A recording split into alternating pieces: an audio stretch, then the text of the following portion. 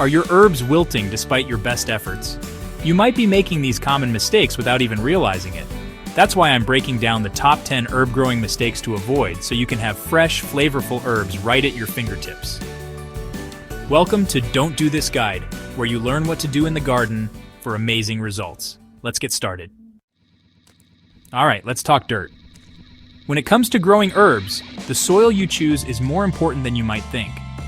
It's not just the stuff that holds your plants in place. Soil is the very foundation of your herb garden's health and success. The foundation of any successful garden starts with the soil, and herbs are no exception. If you want your herbs to thrive, you need to give them the best possible start, and that means paying close attention to what's beneath their roots. You might be tempted to just scoop some soil from your backyard, but your herbs will thank you for using a proper potting mix. Backyard soil can be unpredictable. It might be too dense, too sandy, or even harbor pests and diseases that can harm your delicate herbs. Many new gardeners make the mistake of thinking any soil will do, but poor soil can lead to stunted growth, yellowing leaves, and herbs that just don't taste as vibrant as they should. Herbs need well-draining soil that provides both aeration and moisture retention. This means the soil should let excess water flow through easily, but also hold on to enough moisture so the roots don't dry out between waterings. Heavy soils like clay can suffocate the roots, while sandy soils drain too quickly, leaving your herbs thirsty. Clay soils tend to compact, making it hard for roots to breathe, while sandy soils can't hold on to nutrients or water for long. If you notice water pooling on the surface or running straight through, it's a sign your soil needs some help. A good quality potting mix designed for containers is your best bet. These mixes are specially formulated to provide the right balance of drainage, aeration, and moisture retention, giving your herbs the environment they need to flourish. These mixes usually blend peat moss, vermiculite, and perlite for the perfect balance. Peat moss helps retain moisture, vermiculite improves aeration, and perlite ensures excellent drainage. Together, they create a light, fluffy soil that's ideal for herbs. When shopping for potting mix, look for one labeled for herbs or vegetables, and check the ingredients to make sure it contains these key components. If you've already planted in heavy soil, amend it with compost or coco coir to improve drainage and nutrients. Compost adds organic matter and beneficial microbes, while coco coir helps lighten the soil and retain just the right amount of moisture. Don't be afraid to get your hands dirty. Mixing in these amendments can transform even the toughest soil into a welcoming home for your herbs. Remember, starting with the right soil is half the battle. Healthy, well-prepared soil sets the stage for strong roots, lush growth, and a bountiful harvest. Healthy soil means healthy, flavorful herbs. Take the time to choose and prepare your soil, and your herbs will reward you with vibrant color, robust growth, and incredible taste all season long. Overwatering is one of the most common mistakes gardeners make, especially when it comes to growing herbs. Many people assume that more water means healthier plants, but in reality, herbs absolutely hate having soggy roots. Unlike some other garden plants, most herbs prefer their soil to dry out a bit between waterings. If you keep the soil constantly wet, you're actually putting your herbs at risk. Too much water suffocates the roots, preventing them from getting the oxygen they need. This can quickly lead to root rot, a condition where the roots turn brown and mushy, and the plant struggles to survive. Root rot is difficult to reverse, so prevention is key. Watch for signs of overwatering. Your herbs may look wilted even though the soil is wet, leaves might turn yellow, and you might notice a musty or sour smell coming from the pot. These are all red flags that your herbs are getting too much water. To avoid overwatering, water your herbs deeply, but less often. A simple trick is to stick your finger about an inch into the soil. If it feels dry at that depth, it's time to water. If it's still damp, hold off and check again in a day or two. If the soil is still moist, resist the urge to water. Herbs are much more tolerant of a little dryness than they are of being constantly wet. When you do water, make sure to water thoroughly until you see water draining out of the bottom of the pot. This ensures the roots get a good drink and helps flush out any built-up salts. Always use containers with drainage holes. Without proper drainage, excess water has nowhere to go, and your herbs will quickly become waterlogged. Remember, it's actually better to underwater than to overwater. Most herbs like rosemary, thyme, and oregano are naturally drought tolerant and can bounce back from a dry spell.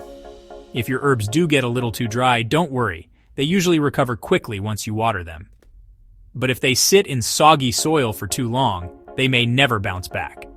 The best approach is to keep your watering routine simple and consistent. Pay attention to your plants and the soil, and you'll have healthy, thriving herbs in no time. Sunlight is crucial for healthy herbs. Most herbs need at least 6 hours of direct sunlight daily. Without enough sun, herbs become leggy and weak. If your space is shady, choose herbs like mint, parsley, or chives. For sun lovers like basil, supplement with a grow light if needed. Sunlight is food for plants. Don't skimp on it. Give your herbs the light they crave for robust growth. Your harvest will be more flavorful and abundant. Overcrowding herbs leads to competition for space, light, and nutrients. When herbs are too close, they get leggy and air circulation suffers, inviting pests and disease. Roots tangle, making water and nutrient uptake difficult. Smaller herbs like chives need about 6 inches apart. Larger ones like rosemary need 12 to 18. When in doubt, give them more space.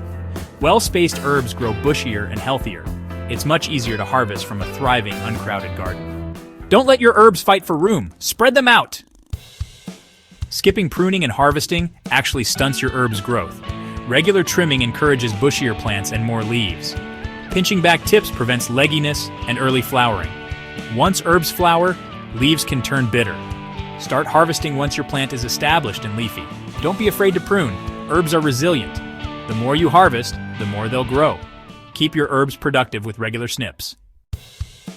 When it comes to growing herbs, the container you choose is just as important as the soil or sunlight. The right container can mean the difference between a flourishing herb garden and one that struggles to survive.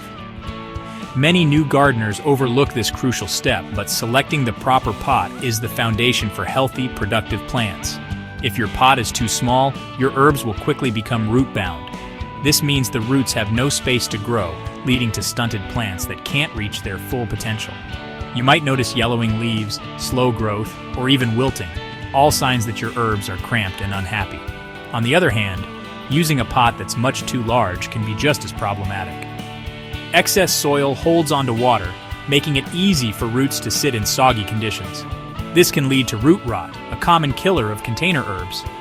The key is to find a container that gives your herbs enough room for their roots to spread and grow, but not so much space that water lingers and causes problems.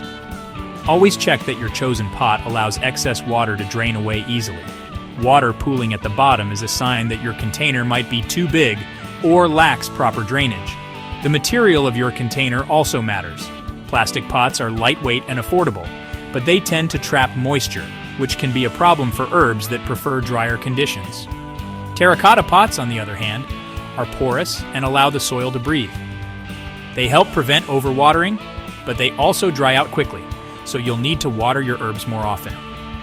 No matter what type of container you choose, make sure it has plenty of drainage holes.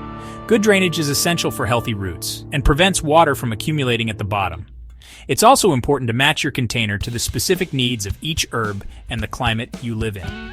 Some herbs thrive in deep pots, while others prefer shallow containers. Consider your local weather. Hot, dry climates may require pots that retain moisture, while humid areas benefit from containers that dry out faster. When you choose the right pot, your herbs will reward you with healthy roots, steady growth, and a bountiful harvest. Don't let the wrong container hold your herbs back. Poor choices can lead to weak, struggling plants that never reach their full potential. Take the time to choose wisely, and you'll enjoy vibrant, thriving herbs that bring flavor and beauty to your home or garden. Drainage is non-negotiable for herbs. Herbs hate wet feet. Waterlogged soil leads to root rot. Always use containers with drainage holes. Add a layer of gravel or broken pottery at the bottom to prevent clogs. Use a well-draining potting mix to keep roots healthy. Good drainage means oxygen for roots and fewer fungal problems. Don't skip this step. Your herbs will thank you. Healthy drainage equals healthy herbs. Herbs need nutrients to thrive, not just soil. Potting mix nutrients run out over time. Fertilize to replenish them. Use a balanced, all-purpose fertilizer, but don't overdo it. Too much fertilizer can harm your herbs. Fertilize every 4 to 6 weeks during the growing season. Liquid or granular fertilizers both work. Just follow the instructions. Under-fertilizing is safer than over-fertilizing. feed your herbs right for lush, flavorful growth. Pests can sneak up on even the best herb gardens. Inspect your herbs regularly. Check leaves, stems, and soil. Common pests include aphids, spider mites, and slugs. For minor infestations, blast pests off with water or use insecticidal soap. Neem oil is another safe, effective option. Only use stronger pesticides as a last resort and always follow directions. Early action keeps your herbs pest-free and thriving. Timing is everything when planting herbs. Plant too early or late, and your herbs may face frost or heat stress. Most herbs do best outdoors after the last frost and when soil is warm. In cold climates, start seeds indoors 6 to 8 weeks before the last frost. In warm areas, you might plant year-round. Just provide shade in peak heat. When unsure, check with local gardening experts for the best timing. Proper timing sets your herbs up for success. Don't let bad timing ruin your harvest. There you have it, the most common herb-growing mistakes and how to fix them. Now you're ready to grow an abundant, flavorful herb garden. If you found this video helpful, subscribe and let us know what gardening topics you want next.